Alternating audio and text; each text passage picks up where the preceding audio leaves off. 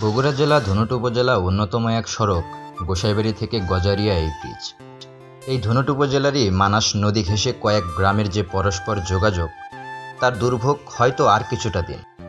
আমাদের দৈনন্দিন জীবনে যাতায়াত একমাত্র উপায়।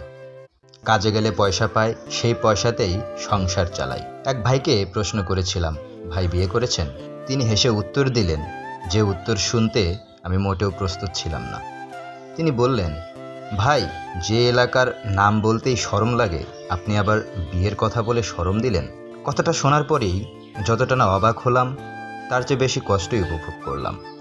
এক পর্যায়ে ভাইকে জড়িয়ে ধরে বলেছিলাম, ভাই, বাস্তবতা মেনে নিন, কষ্ট নিয়েন না, এটা আপনার ধৈর্যের পরীক্ষা, ধরে নিন।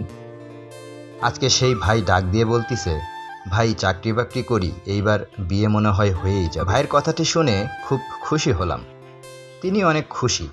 আসলে পৃথিবীতে আমরা সবাই আগে মানুষ, সবার নিয়মচক্র আলাদা, এক একজনের এক এক পেশা, কিন্তু বাস্তব জীবনে সবাইকে কর্ম করেই খেতে হয়। পিপিলিকা যেমন খাবারের খোঁজে মহাসমুদ্রে পাড়ি জমাতেও প্রস্তুত হয়, মানুষও তাই রুজি রোজগারের উদ্দেশ্যে পাড়ি জমায় দূর থেকে বহু দূরে, পথ থেকে প্রান্তরে। একমাত্র উপায় যাতায়াত।